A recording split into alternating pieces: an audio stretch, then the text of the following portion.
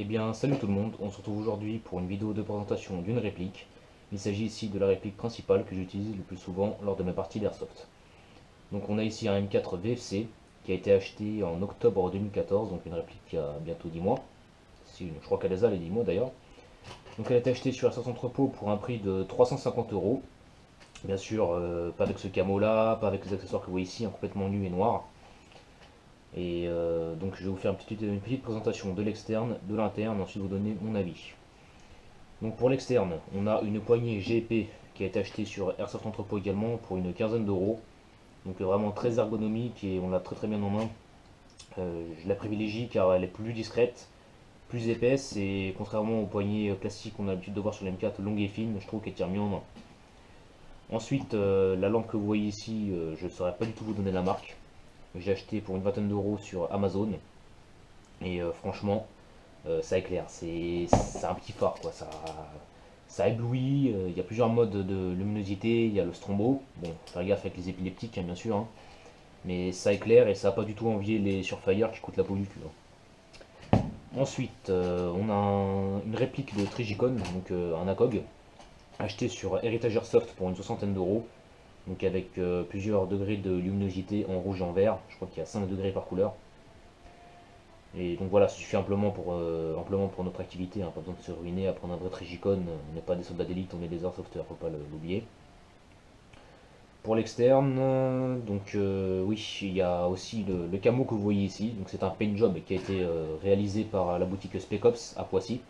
Donc au passage, c'est un très bon shop hein, que je vous conseille, ils sont vraiment très pros, très commerciaux, ils conseillent vraiment très bien. Ils vendent les répliques, ils vendent des accessoires, ils préparent les répliques, que ce soit en externe, en interne, du HPA, enfin tout ce que vous voulez, du Polar Star, ils font vraiment ça très correctement. Et ils vont pas vous arnaquer. Hein. Si par exemple vous demandez un avis sur un produit et le produit c'est de la merde, ils vont vous dire c'est de la merde.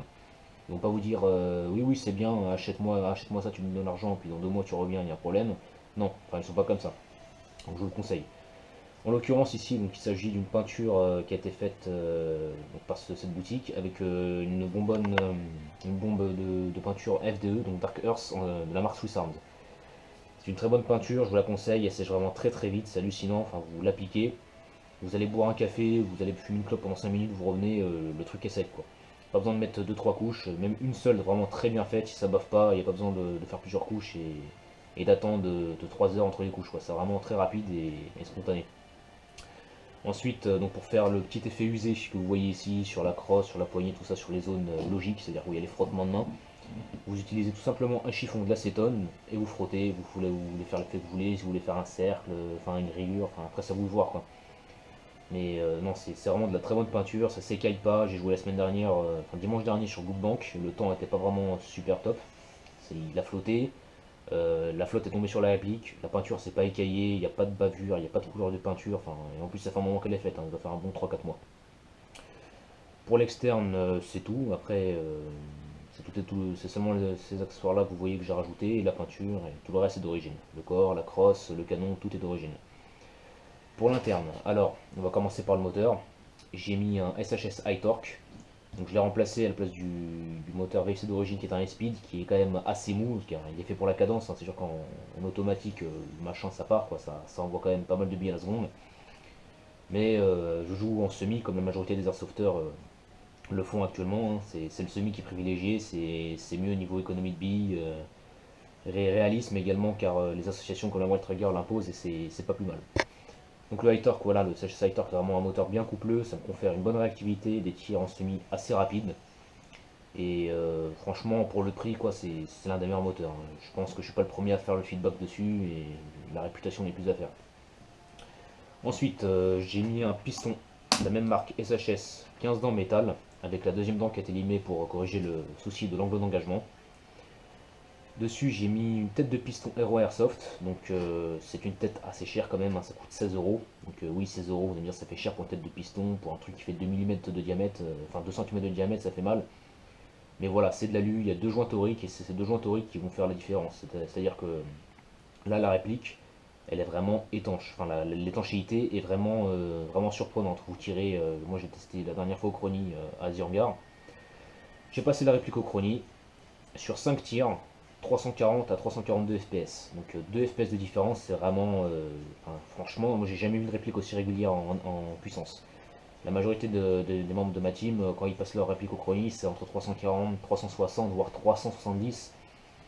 Moi je trouve ça un peu chiant de pas avoir une réplique régulière, hein. Donc ça va jouer quand même un peu sur la portée, ça va jouer sur la stabilité des tirs, hein, et je trouve ça pas tip top.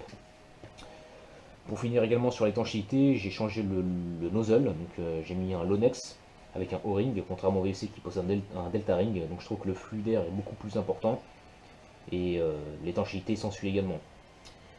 Ensuite, on ouvre la trappe d'éjection. Donc voilà, ici vous avez un bloc pop-up ProWin qui a été acheté sur ASDF pour une vingtaine d'euros. Donc je l'ai changé, je l'ai inséré déjà parce qu'il est beaucoup plus résistant que le VFC d'origine qui lui est en plastique. Et également car le VFC d'origine ne peut pas accueillir tous les joints au pop, ça faut bien l'avoir à l'esprit. Tous les joints au pop qui disent sont compatibles avec toutes les AEG, malheureusement avec les VFC le bloc est tellement spécifique, c'est-à-dire qu'il possède des codes spécifiques qui permettent d'insérer que le bloc, que le joint VFC. Moi j'essaie de mettre le joint au pop Prometheus Violet que j'ai actuellement. J'ai essayé de l'insérer dans le VFC, il s'est déchiré tellement que le bloc pop VFC est serré, quoi. Donc vraiment faites attention à ça et soyez vigilants, quoi. Et également je l'ai changé, donc j'ai mis ce bloc là car le bloc pop VFC d'origine, donc bloc pop Delcat classique, avec la molette en face, face à vous, comme une horloge. Donc ça permet un réglage en face. Mais le problème c'est que comme la culasse et le bolt catch sont actifs, sont fonctionnels sur cette réplique, en le fermant, ça dérègle la molette, ça vient frotter dessus et du coup vous tirez, les billes tombent. Vous faites votre réglage, vous dites c'est bon, c'est correct, ça tire bien. Vous fermez, les billes font 30 mètres et tombent. Donc c'est aussi une deuxième raison pour laquelle j'ai changé le bloc. Donc comme je vous l'ai dit, il y a un joint pop Prometheus Violet. Donc pareil, la réputation n'est plus à faire, vraiment très bon compromis pour la portée et la précision. Et ici vous voyez, donc on voit dépasser légèrement du cache-flamme un canon de précision 602 de la marque Deepfire en 407 mm. Donc vraiment cette réplique est précise, bonne portée. Donc portée utile, la réplique j'ai bien portée utile, elle a 55-60 mètres de portée. Au-delà les billes commencent à tomber, ça se disperse, mais vraiment je touche une cible humaine, même à 65 mètres, avec moins de chance hein, bien sûr, hein, ça se disperse avec le vent et aussi la fin de la course de la bille. Mais voilà, on va dire ouais, 55-60 mètres de portée, je touche. Qu'est-ce que je peux vous dire de plus sur cette réplique en interne, j'ai fait le tour. Franchement, si je dois vous donner mon avis, foncez. Enfin, si vous voulez une réplique qui se rapproche des modèles RS, qui est bien finie, qui est lourde, qui est costaud, qui est fiable en sortie de boîte, allez-y. Enfin, la marque VFC n'est plus à faire. Pardon, la réputation de la marque VFC n'est plus à faire. Si vous voulez une réplique de cette même marque, allez-y. La seule chose que je peux reprocher au VFC, c'est que ce que j'avais au début, donc là maintenant, ça s'est corrigé. Je sais pas pourquoi le PPR marche bien, mais avant, en semi, donc je tirais. De temps en temps, la détente se bloque. Donc ça, c'est un peu emmerdant. Donc quand c'est comme ça, on passe sans full, on met quelques petits coups, on revient en semi et ça repart.